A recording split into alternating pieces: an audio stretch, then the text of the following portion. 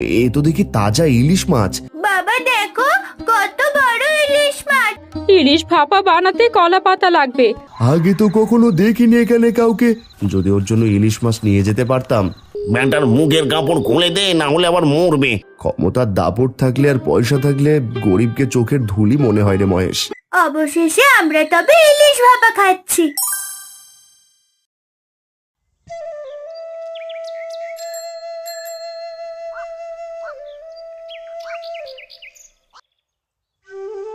ও দাদা, ভ্যানে করে ঢেকে কি নিয়ে যাচ্ছ? মাছ নাকি গো? আমার ভ্যানে কি আছে সেই কথা কি তোকে বলতে হবে নাকি রে? নিজের কাজ নিজে না করে অন্যের কাজে নাক গলাস না, হ্যাঁ? আরে দাদা, রেগে যাচ্ছ কেন? দেখি কি মাছ নিয়ে যাচ্ছ।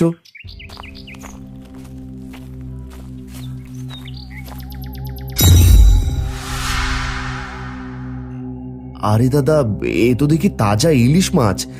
তা কত করে দিচ্ছ মাছ?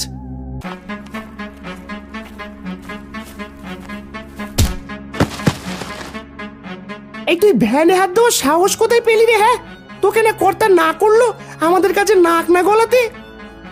দেখো দাদা, কাজটা তুমি ঠিক করোনি। আমি তো শুধু ইলিশ মাছ নিতে চেয়েছিলাম। এটা আমার মাছ খেতে ভারী পছন্দ করে। তোর মেয়ে মাছ খেতে পছন্দ করে, সে মাছ তুই কিনে এনে খাওয়া বাজার থেকে। আমার ভ্যানে হাত দেওয়ার সাহস কি করে হয় তোর? হ্যাঁ, জানিস আমি কি? আমি হলাম বিশু, সবাই আমায় এক নামে চেনে। সে তুমি বিষয় হওয়া যে হও না কেন, আমার সাথে যা করলে তা একদম ঠিক করোনি। ভেবেছিলাম কম দামে মাছ কিনতে পারবো, তাই দেখতে এসেছিলাম।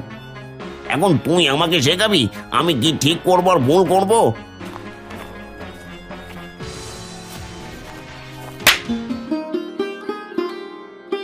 আমাদের কাছ থেকে দূরে দূরে থাকবি, বুঝলি?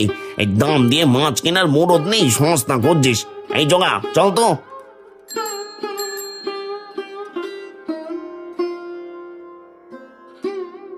আরে হারান্দা, কি হয়েছে গো?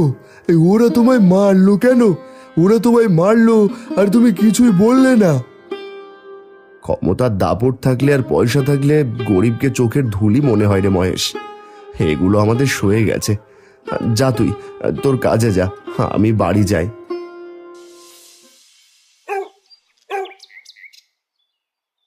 কি গো, তোমার না গায়ে জ্বর? যাচ্ছ কোথায় এখন? এমনিতেই সারাদিন চারা আনতে অন্য গায়ে গিয়েছিলে, এখন কোথাও যেতে হবে না। হুট করেই গায়ে জ্বর বাঁধালে। তুমি না কাল বললে ঘরে রান্নার মতো কিছু নেই? যাই বাজার থেকে কিছু নিয়ে আসি গিয়ে। তা তো ঘরে কিছুই নেই গো। বাজার যেহেতু যাচ্ছ, দেখো তো ইলিশ মাছ আনতে পারো কিনা। মেয়েটা কাল রাতেই বলে রেখেছিল তোমায় ইলিশের কথা, আর সেই কবে ইলিশ খেয়েছি যেন ভুলেই গেছি। আচ্ছা ঠিক আছে, আমি দেখছি। আসি তবে, ওখান থেকে এসে আবার কর্তার বাড়ি যেতে হবে।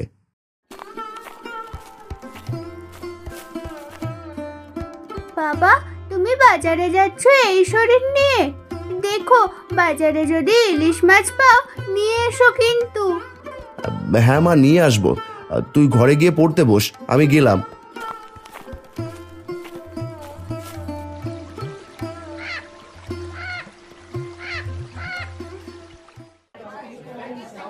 আরে নিয়ে যাও, একদম টাটকা সবজি। আলু, পটল, বেগুন, শাক, লাউ সব একদম টাটকা। ও হারান্দা, যাচ্ছ কোথায়? এদিকে এদিকে এদিকে এসো। আরে এইদিকে দেখো, একদম তাজা তাজা সবজি আছে। হ্যাঁ দাদা, সবজি তো নেবই। দাম কেমন আজ? আরে দাম কম আছে, কিপটিমি করো না তো। কি কি নেবে বলো? দাও দাদা, তাজা দেখে সবজি ব্যাগে তুলে দাও। দেখো আবার সবজি যেন খারাপ না থাকে। না না দাদা, তুমি আমার রোজকার খরিদ্দার, তোমায় আমি ঠকাবো নাকি? এই নাও, সব কিছু ব্যাগে তুলে দিলাম। কি গো হারান্দা, আজ থেকে তুমি মাছের দোকানে মাছ নেবে নাকি?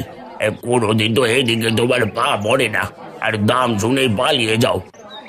মাছ নেবো বলেই তো তোমার দোকানে এসেছি দাদা। আজ ইলিশ কত করে দিচ্ছ? বাপরে বাপ, সোজা ইলিশ মাছ। এই যে এগুলো দেখো, সবগুলো একদম তাজা, সকালে নদী থেকে ধরা। এই ছোট ইলিশ 400 করে আর বড় ইলিশ 600 করে। তোমায় কোনটা দেবো বলো? বাপরে, এত দাম! থাক দাদা, আজ আর নেবো না, অন্যদিন নেবো ক্ষণ। এই আগে জানতাম, শুধু শুধু আবার সময় নষ্ট করতে আসো তুমি। মাছ কেনার ক্ষমতা নেই আর মুখ তুলে চলে আসো দাম শুনতে। যত সব।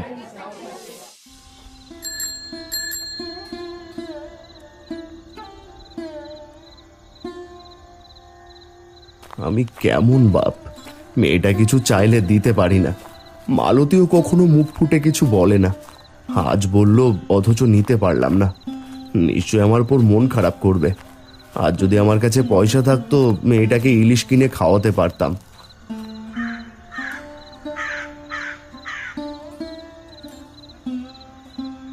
হারান্দা, ও হারান্দা, বাপরে সেই কখন থেকে ডাকছি। পাঁচু, তুই কোথা থেকে আসছিস? বাজারে গিয়েছিলি নাকি? হ্যাঁ, তোমায় বাজারে দেখলাম। তা কি মাছ নিলে? আজ দেখি বাজারে মাছ উঠেছে ভালোই, সব তাজা তাজা মাছ, রুই, কাতলা, ইলিশ। আমিও একটা কাতলা নিয়ে এলাম। আমার কাছে মাছ কেনার মতো অত পয়সা নেই রে। মেয়েটা আমার ইলিশ খেতে চাইলো, তাও খাওয়াতে পারলাম না। সে কি কথা? আচ্ছা, আমি কাতলা মাছটা রান্না করে তিন্নির জন্য পাঠিয়ে দেবো কোন? না রে, তার দরকার নেই। আমি যখন পারবো তখন নয় কিনে খাওয়াবো। এভাবে পর করে দিচ্ছ দাদা? তোমাকে এসব নিয়ে ভাবতে হবে না, আমি চললাম।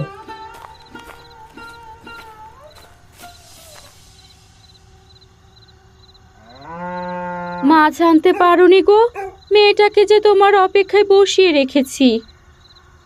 না গো মালতী, মাছ 400 আর 600 টাকা করে, কি করে আনি বলো?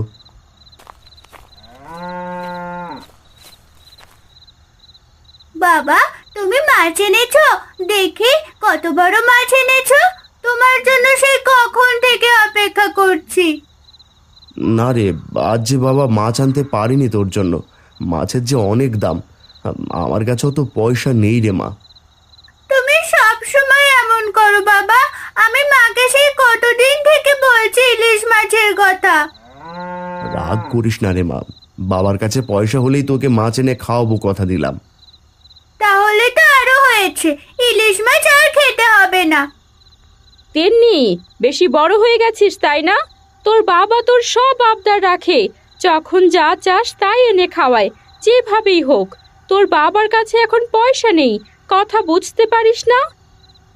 থাক, মেয়েটাকে আর বকো না তো। আমাকে আবার কর্তার বাড়ি যেতে হবে, চললাম আমি। মা, বাবাকে মন খারাপ করেছে? আমার সত্যি ইলিশ মাছ খেতে ইচ্ছে করছে, তাই বলেছিলাম। হয়েছে, এখন আমাকে কাজে সাহায্য করবি, আয়। আমার অনেক কাজ পড়ে আছে, একা হাতে আর কত সামলাবো আমি। হারান রে, আজ তো অনেক কাজ আছে। কাল মহাজনের কাছে আবার ধানগুলো নিয়ে যেতে হবে, সেগুলো আবার বস্তায় ভরতে হবে। আজ বোধহয় তোর কাজ শেষ না করে বাড়ি বেরা হবে না। কাজ পড়ে গেলে কি আর করার কর্তা, কাজ শেষ করে তবেই বাড়ি ফিরবো, সে যত সময় লাগুক। এই জন্যই তোকে আমার পছন্দ। এখন নে সবগুলো ধান গোলা থেকে বের করে বস্তায় ভরে ফেল। আর শোন, রাতে আমার সাথেই খেয়ে নিস। ঠিক আছে কর্তা, সে না হয় খাবো, কিন্তু মালতী আর তিন্নি যে আমার অপেক্ষায় বসে থাকবে না খেয়ে। এক রাতে কিছু হবে না, সে ওরা বুঝে যাবে তুই কাজে আটকে গেছিস।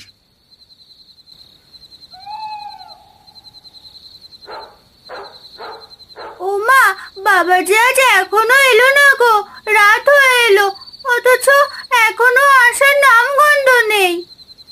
আহারে আমার সর্বজনীন মাতা, তুই জানিস না তোর বাবার কাজ পড়লে আসতে দেরি হয়? এখন আয়, খেয়ে ঘুমিয়ে পড় দেখি।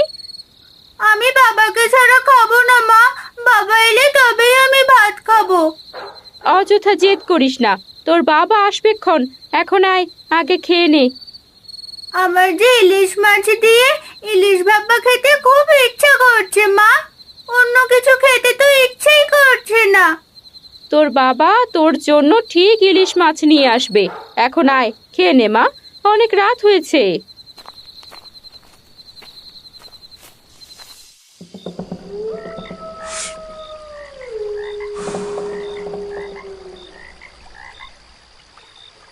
না রে জগা, এভাবে আর চলছে না। সকালে যে ইলিশগুলো চুরি করে আনলাম সেগুলোতেও লস খেলাম। আর বলো না কর্তা, বাজারের ওই বেটা মাছওয়ালা বড্ড চালাক। আমাদের থেকে কম দামে ইলিশ কিনে খরিদ্দারের কাছে একটাই 400 থেকে 700 বিক্রি করে। আরে ওই ব্যাটার কাছে কমে না বেচলে যে সব ফাঁস করে দেবে, তখন তো ধরা পড়ে যাব যে চুরি করেছি।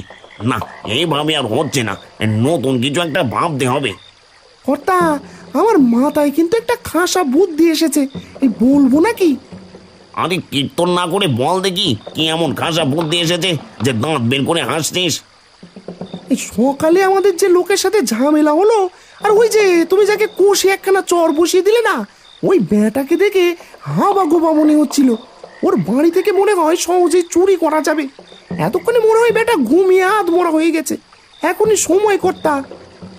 আরে রে রে রে রে, তোর বুদ্ধি খুলেছে দেখছি। বুদ্ধিটা কিন্তু তুই মন্দ দিসনি। তবে চল তাই করি, আর দেরি করা ঠিক হবে না।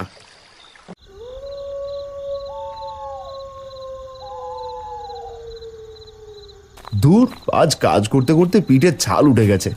সেই বিকেল থেকে গাধার মতো খাটছি, এখন আর গা চলছে না।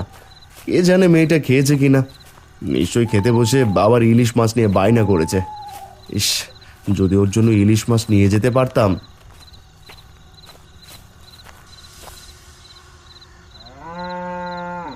এই জগা, আশেপাশে খুঁজে দেখ কি চুরি করা যায়। তেমন কিছুই তো দেখতে পাচ্ছি না। কর্তা, এই দেখো কি বড় গরু।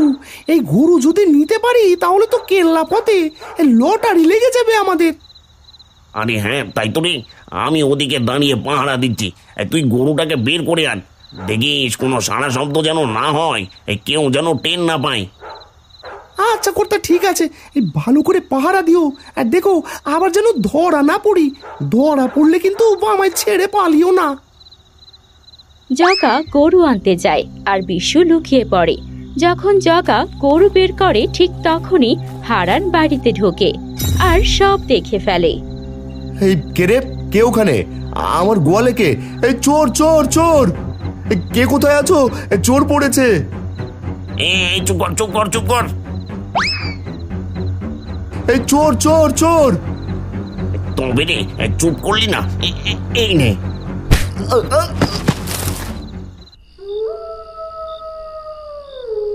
ব্যাটার মুখের কাপড় খুলে দে, না হলে আবার মরবে। তখন আবার খুনের দায় ভার নিয়ে ঘুরতে হবে।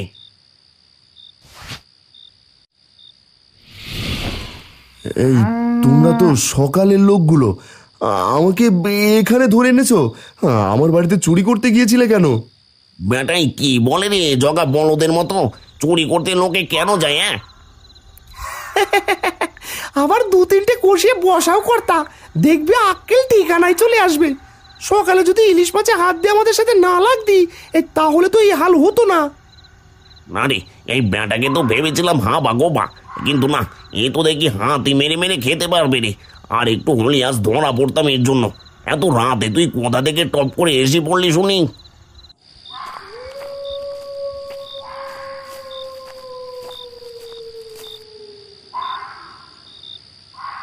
এ কি, এখানে এত রাতে আলো জ্বলছে? কে থাকে এখানে? কই, আগে তো কখনো দেখিনি এখানে কাউকে। আর গ্রামের লোকের কাছে শুনেছিলাম এখানে কেউ থাকে না। না না না না, ব্যাপারটা দেখতে হচ্ছে তো।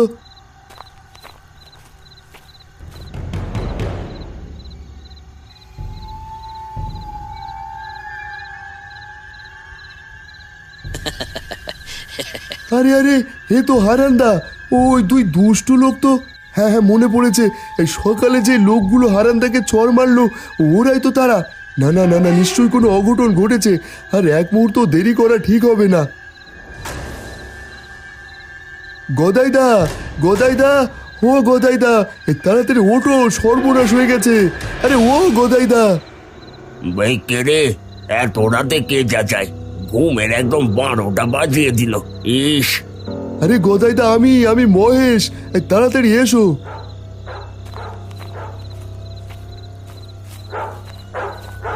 কি রে মহেশ, তোর কি আক্কেল জ্ঞান নেই? হ্যাঁ, রাত কটা বাজে এখন এসে চেঁচাচ্ছিস কেন? দিয়েছিস তো ঘুমের 12টা বাজিয়ে। আরে তুমি এদিকে ঘুম নিয়ে পড়ে আছো, ওদিকে যে তোমার ভাইকে ডাকাতরা আটকে রেখেছে। বাবা, হারানকে আটকে রেখেছে? কি বলছিস উল্টো পাল্টা? তোকে মাথা খারাপ হয়ে গেছে? হারানকে আবার কারা আটকে রাখবে? আমি মাছ ধরে জঙ্গলের পথ দিয়ে আসছিলাম, তখন দেখতে পেলাম দুজন বদমাইশ হারানদাকে জঙ্গলের ভাঙা বাড়িতে আটকে রেখেছে। হায় হায়, কি সর্বনেশে কাণ্ড! ওরা যদি দাদার কিছু করে ফেলে? এর আগেই আমাদের যেতে হবে। গদাইদা, তুমি মোড়লের বাড়ি যাও, আর আমি তিন্নিদের বাড়িতে খবরটা দিয়ে আসি। না না, আর দেরি করা যাবে না। ও বউ, ওটো, দাদাকে নাকি ডাকাতে ধরেছে। তুমি সাবধানে থেকো, মেয়েটাকে দেখে দেখো। আমি যাই। যাচ্ছ যাও, তবে খালি হাতে যেও না। কে জানে কখন কি হয়ে বসে। তোমার ভাইকে বাঁচাতে গিয়ে আবার তোমার না কিছু হয়ে যায়। আর যাওয়ার পথে পাঁচুকে নিয়ে যাও। কি কথা বলছেন দাদা? ও যে একদম মাটির মানুষ। ও কার কি ক্ষতি করলো গো, যার জন্য তারা এমনটা করলো? ওরা যদি কোনো ক্ষতি করে ফেলে? মা, বাবার কি হয়েছে? ওরা বাবাকে আটকে রেখেছে কেন? আমি বাবার কাছে যাব। ও মহেশ কাকু, আমার বাবার কাছে নিয়ে যাও না।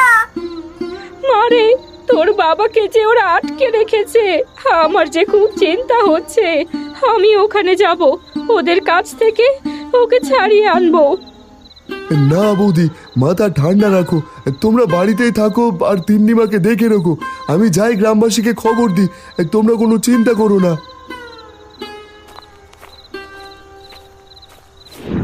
রাতের মধ্যেই খবরটা গ্রামে গ্রামে পৌঁছে গেল। মোড়ল আর সব গ্রামবাসীরা লাঠি আর মশাল হাতে নিয়ে ওদিকে এগিয়ে যায়। জগা আর বিশু তাদের দেখতে পায়, পালানোর পরিকল্পনা করে। কর্তা, এই গ্রামবাসীরা কি করে খবর পেলো?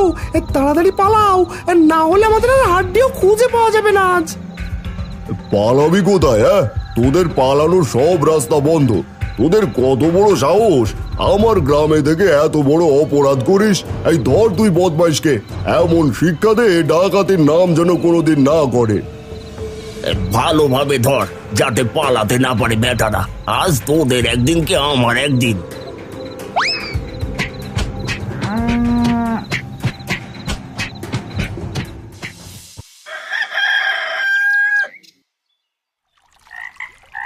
এমন হয়েছিল যে তোরা হারানকে তুলে নিয়ে গেছিলি? কাল সকালে আমাদের ইলিশ মাছ দেখে কিনতে চেয়েছিল।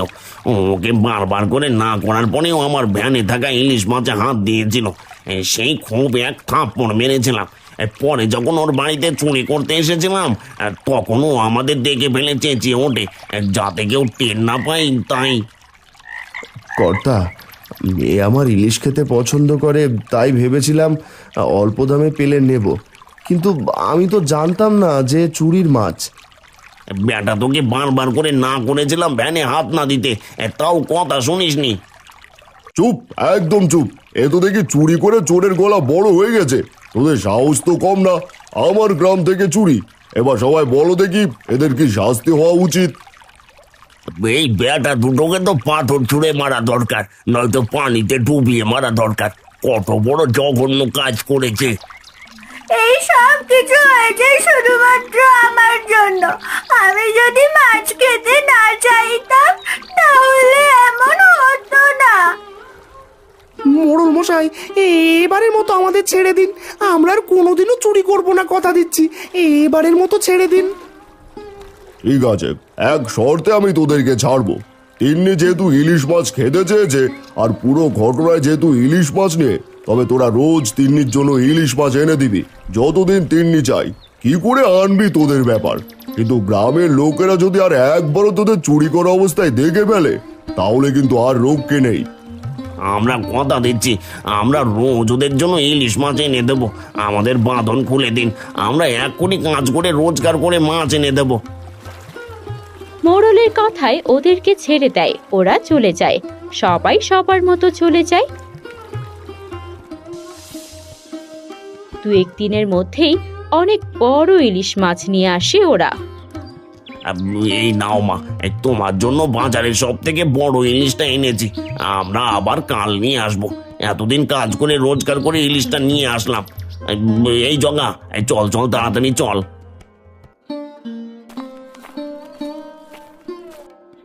বাবা দেখো কত বড় ইলিশ মাছ, মামাকে ইলিশ মাছ দিয়ে ইলিশ মাছের ভাপা করে দাও। আরে হ্যাঁ, তাড়াতাড়ি দাও। মেয়েটা আমার ইলিশ খাবে বলে পাগল হয়ে আছে। যাক, তাহলে ডাকাতটা তাদের নিজেকে শুধরাতে পেরেছে। তোমার কি গো? হ্যাঁ, এত কিছু হয়ে গেল আর তোমরা ইলিশ ভাপা খাবে বলছো? আরে যা হওয়ার হয়েছে, কথায় আছে না, যা হয় ভালোর জন্যই হয়।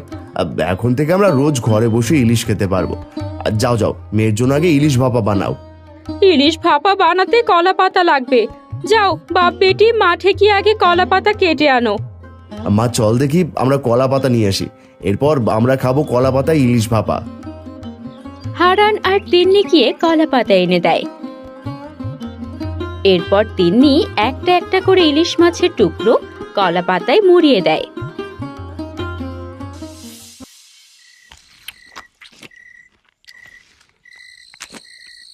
উফ, একদম খাসা রেঁধেছো গিন্নি। খাও খাও, তুমিও খেতে বসো। অবশেষে আমরা তবে ইলিশ ভাপা খাচ্ছি। বাবা, আমি আর কখনো তোমার কাছে কিছু নিয়ে বায়না করব না। ওমা, সে কি কথা?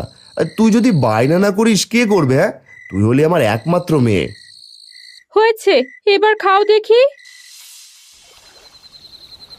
আমও গেল, ছালাও গেল, এখন না খেয়ে মরতে হবে। রোজ রোজ ইলিশ কোথা থেকে নিয়ে দেবো আমরা, বলো দেখি? এই সব কিছু হয়েছে তোর জন্য। এই তোর বুদ্ধির জোরে আছে এই হাল। আমি তো ভালোর জন্যই বলেছিলাম। আর যাই হয়েছে ভালোই হয়েছে। এই সারা জীবন তো শুধু চুরি ডাকাতি করে গেছি। এই কয়েকটা দিন ভালো করে কাজ করে মনটা খুব হালকা লাগছে রে। ঠিকই কথা, চলেন আমরা পণ করি আমরা আর মন্দ কাজ করবো না কখনো। এতদিনে তবে তোরও বুদ্ধি হলো।